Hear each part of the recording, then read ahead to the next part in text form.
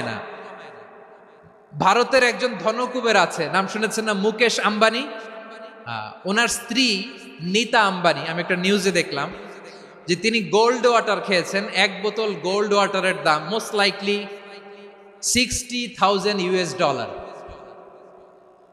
$60,000 এক বোতল gold water. কেন? এটা খেলে বার্ধক্যের ছাপ নাকি চেহারায় লাগে না।